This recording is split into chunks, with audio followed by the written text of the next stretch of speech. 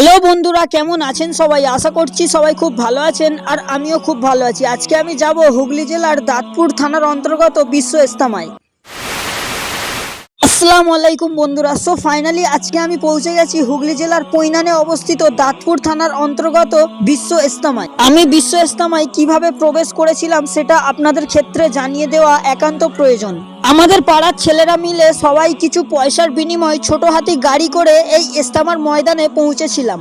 আপনারা যদি শিয়ালদা থেকে বিশ্ব ইস্তেমার ময়দানে আসতে চান তাহলে নৈহাটি থেকে ট্রেন চেঞ্জ করতে হবে এবং ব্যান্ডেল লোকাল ধরতে হবে।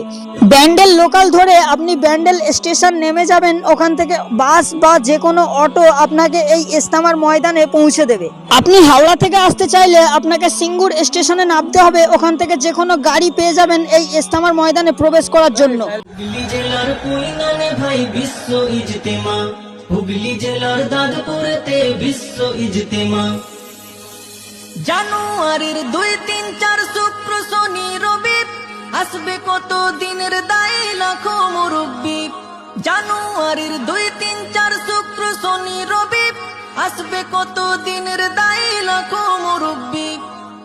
আমি আমার জীবনে যতগুলো ব্লগ বানিয়েছি সব থেকে বেশি ভালো লেগেছে এই বিশ্ব ইস্তেমার ব্লগ বানাতে। সব থেকে ইম্পর্টেন্ট বিষয় হলো আমি আমার জীবনে এই প্রথমবার বিশ্ব ইস্তেমার ময়দানে প্রবেশ করতে পেরেছি। আর এই ঘাসগুলো জ্বালানো হয়েছে তার কারণটা হলো মানুষ আর কত ঘাস কাটবে, যার জন্য এই ঘাসগুলো জ্বালিয়ে দেওয়া হয়েছে। হুগলি জেলার পৈনানে অবস্থিত দাঁতপুর থানার অন্তর্গত এই বিশ্ব ইস্তেমার আখরি মোনাজাত হবে 2026 সালে 2, 3 অথবা 4-এ। আজকের দিনটা ছিল রবিবার এবং 14ই ডিসেম্বর আমরা পাড়ার ছেলেরা মিলে এই ইস্তেমার ময়দানে প্রবেশ করেছিলাম। আজকে রবিবার 14ই ডিসেম্বর অনুযায়ী এখনো পর্যন্ত ইস্তেমার কাজ প্রায় অনেকটাই বাকি রয়েছে।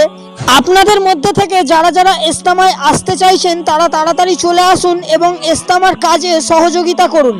এবার আমাকে হয়তো অনেকেই বলবে যে আমি কেন ইস্তেমার কোনো কাজ করিনি এবং শুধু ভিডিওই করে যাচ্ছি। তাদের ক্ষেত্রে আমি একটা কথা বলতে চাই, দেখুন ইস্তেমার কাজ করতে হবে আর সেটা মানুষের সামনে শো অফ করতে হবে এমনটা কোথাও লেখা নেই।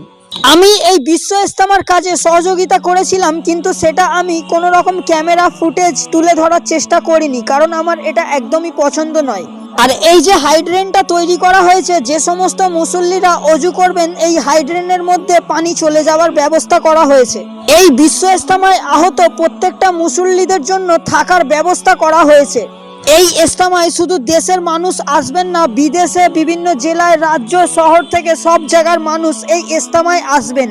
এই বিশ্ব ইস্তেমায় প্রায় 80 থেকে 90 লাখ মানুষের আয়োজন করা হয়েছে। প্রায় 30 বছর পরে এই বিশ্ব ইস্তেমা অনুষ্ঠিত হতে চলেছে। লাখো মুরব্বি। জানুয়ারির 2, 3, 4 শুক্র শনি রবি আসবে কত দিনের দায়ী লাখো মুরব্বি। আর এই যে জিনিসগুলো দেখতে পাচ্ছেন এটা হয়তো আপনাদের মধ্যে থেকে অনেকে চেনেন। এই জিনিসগুলো সম্ভবত ব্যবহার করা হবে মুসল্লিদের বাথরুম বানাবার জন্য।